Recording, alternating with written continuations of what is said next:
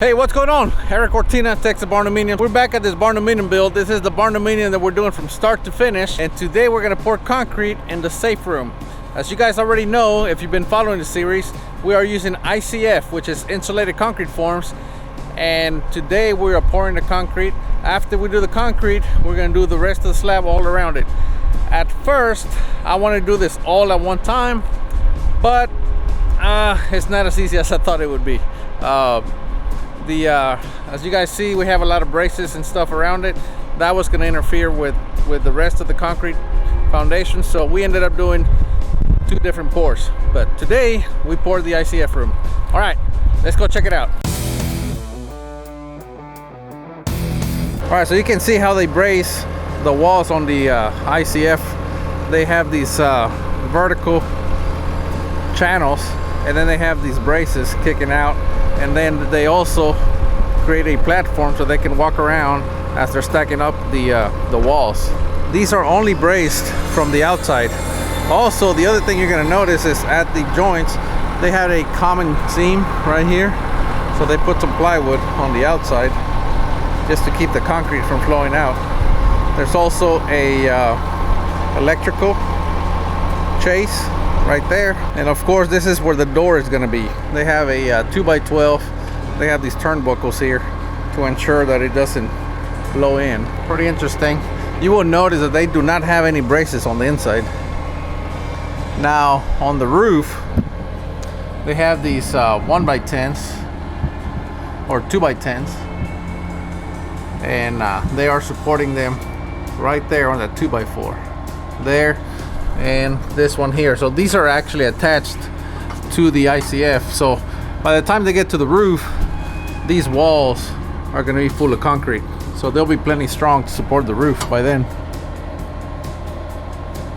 And of course they use 1.25 inch or 1.1 inch decking up there. Let me go up there so I can show you what's going on up there. All right, so this is the top of the safe room.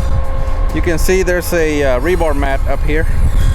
They're using number 4 rebar.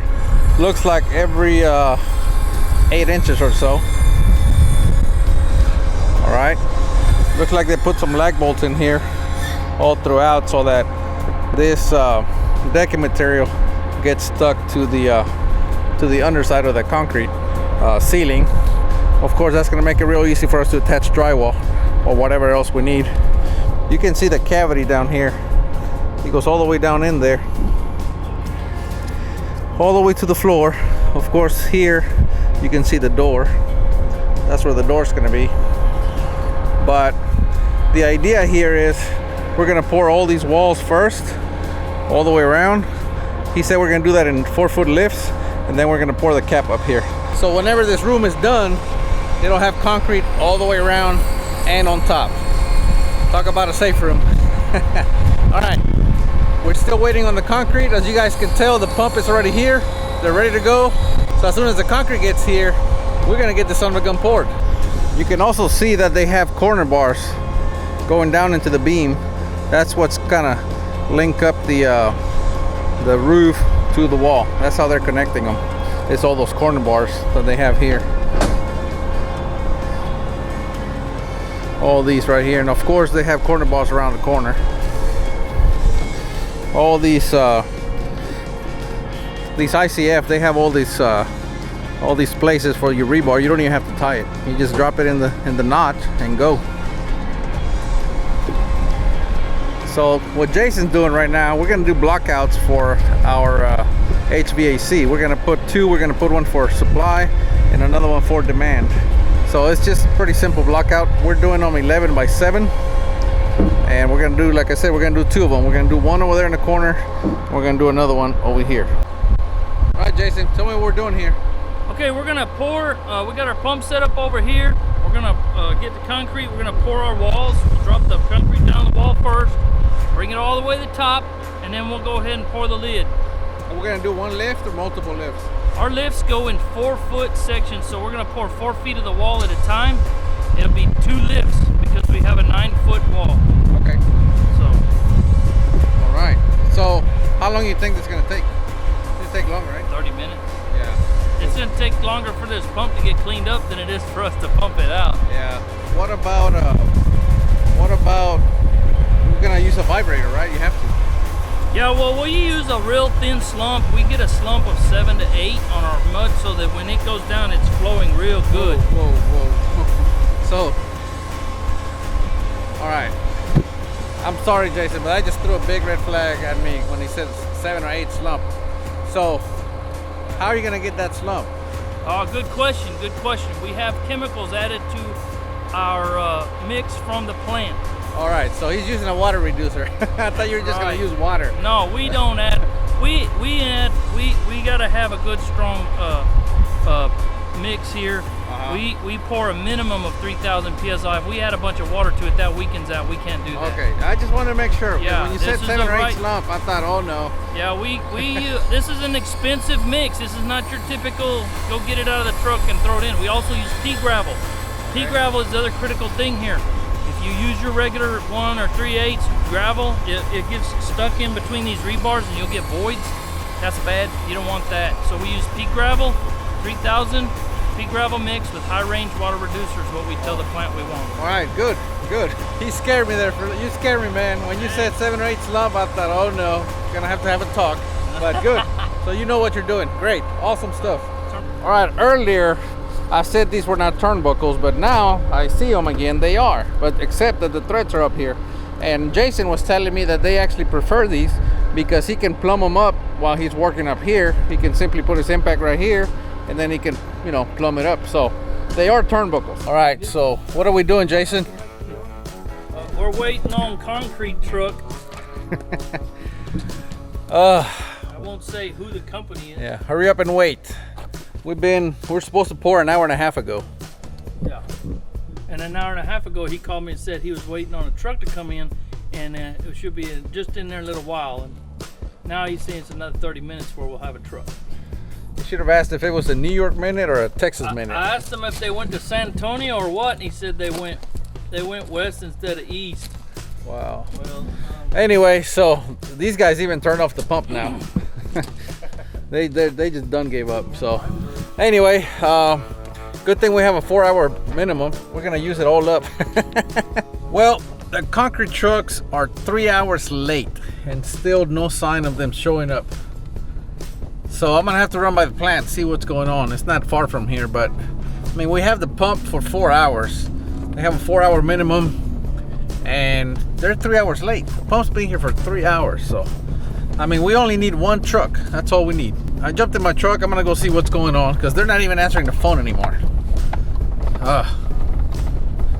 Fun. All right, so I just came to Larry Chisholm Concrete because that's who is delaying the job, and they're not really telling us anything. You know what I mean? They're just like, oh, when the truck gets here, And I talked to some guy named Kevin, you know, and you know, he's real huffy puffy, you know. So anyway, I called him up. Well, this is before I called him up, and he says, I said, hey, the truck, whatever, you know, where's the truck? You know, it's 3 hours late. And long story short, he tells me, you worry about your job, I worry about mine. Bye. He hung up. So I drive over here. I said, hey, what the heck, man? And he's like, hey, man, I don't know what to tell you. You know, the truck's not there, it's not there. And, you know, you do what you want to do. So, long story short, he said, look, you can just call somebody else. You know, we're pretty much, he said, if I asked him, I said, why can't you just give me an estimate of when the truck's going to be here? And he said, oh, you want me to lie to you? I said, no, I don't want you to lie to me. I don't understand why that's the other option, is to lie. Just tell me. He's like, well, I don't know, which sounds like BS because why wouldn't he know? But anyway, if you're out in Lakey, Texas, that was Larry Chisholm Concrete. So when we do the rest of the pour, we're just gonna have to go somewhere else because that's just unacceptable. And you know, they think they own the town, obviously. So that was some Kevin guy. I don't know who that is, but point is, he got real huffy puffy and he didn't get anywhere other than we're just not gonna buy from them. And now you guys know, if you come to Lakey, Texas, Chisholm Concrete, you might want to stay away from them because that's how they operate. All right, this is the first time I have ever done this, but these guys deserve deserve, you know, to be put out there, that they're just don't give a crap. But anyway, so we're gonna go ahead and pour this ICF room, and then we're gonna get a different company to pour the rest of it. And that's that. All right, see you back at the job site, because the truck should be there by now. Back to work. So they're gonna start pouring. Well, you just saw they started pouring right now. And I guess they're vibrating down here. They have a vibrator that they're gonna use to ensure that all that mix gets settled all the way to the bottom. They're gonna pour this in 4-foot lifts.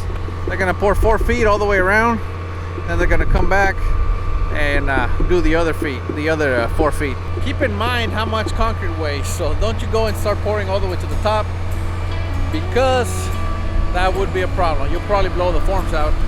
The other thing you have to keep in mind is they're pouring a pretty wet or pretty high slump, and that just increases the chance of forms blowing out. As I'm talking to you, I just realized there's a deer right over there. See that doe?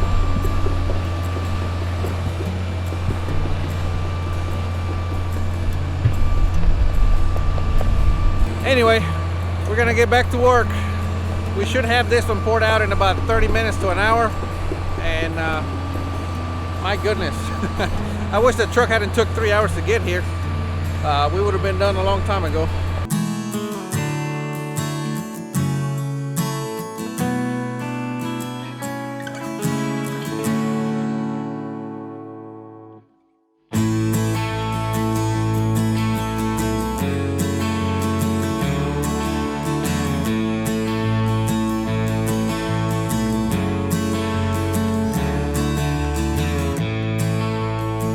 Making sure that concrete goes all the way down and settles down at the bottom. You don't want any air pockets in here. So man, he's got it all the way to the top now. I didn't realize this was gonna go that quick. I thought they were gonna pour it, 4 feet and let it maybe set up for about 20 minutes or so and go the rest of the way up. But no, he's got it all the way full. What he did is he went around 4 feet, and now the second go around he's filling it all the way up. So wow, this is way faster than I thought it would be, to be honest with you. But anyway, so Jason's over here running the vibrator. And I mean, they're almost done pouring. So this one's almost all the way to the top. And then once it fills up, then they're gonna do the lid. But it's going quick. This is not even pea gravel. We ordered pea gravel. This is crushed limestone. So the truck operator, the truck driver, is having a hard time maintaining a constant flow. Looks like he ran out of water. Yep, he's out of water. So he showed up at the job site with very little water, it seems like. So, oh my God, it just keeps getting worse.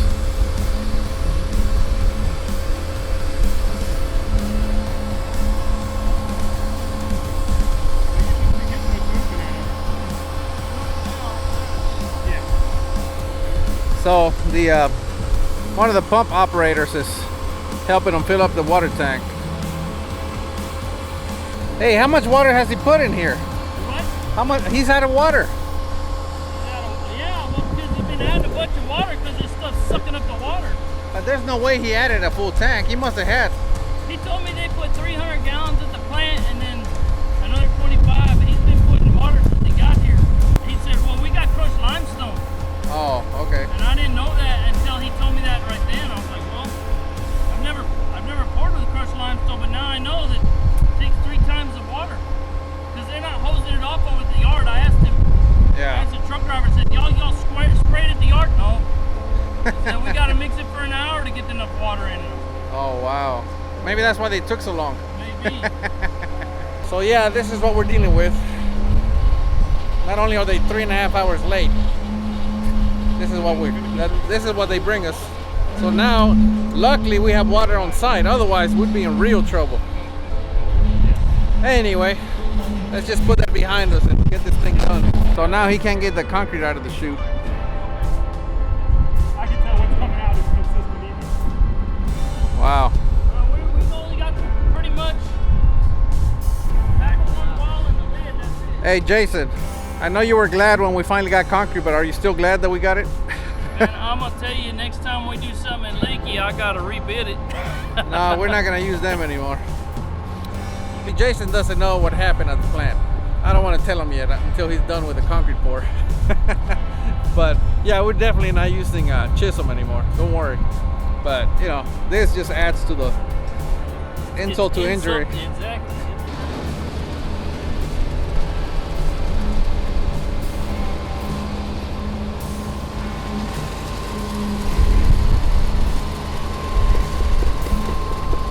Jason ordered 10 yards. The truck's empty.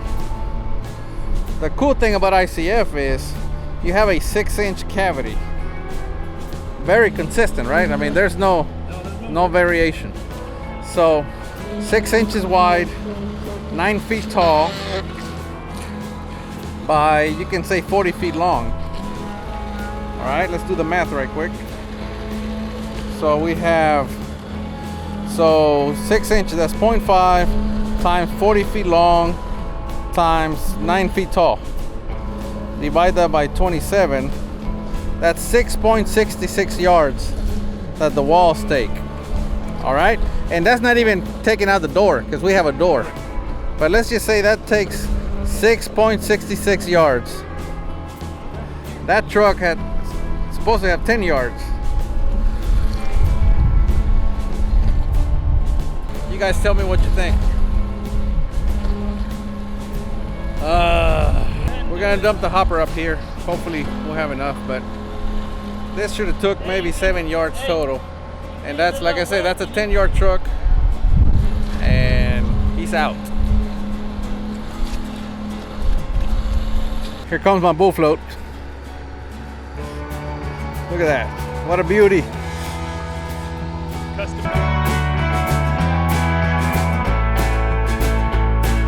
Alright, so you just took the Braces. yeah, you just took all the braces off, and All the braces. just taking off these, what do you call these things? Strong backs. Strong backs. All right, and that's it, huh? All right, so it's about ready. I'm just gonna float it and trowel it and call it a day. Jason's still here with me. Everybody else left, Jason. Yeah, give him the day off. So anyway, we're gonna make it look a little bit better, and then we're gonna go home. It's the sun's starting to set. Look, you can enjoy the sunset from here. Yeah. Put your lawn chair right there. Yeah, it looked Couple good. of beers.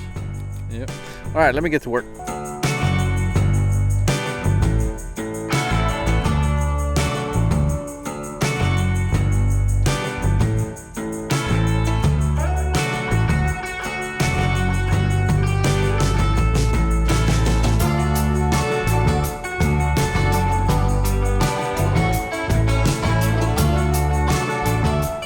Still here finishing concrete. You can tell it's almost ready. So anyway, it's getting late. The sun is almost setting. It's starting to get dark, but anyway, thank you so much for joining us. Give us a like, and we'll see you guys next time. We are Texas Barndominiums.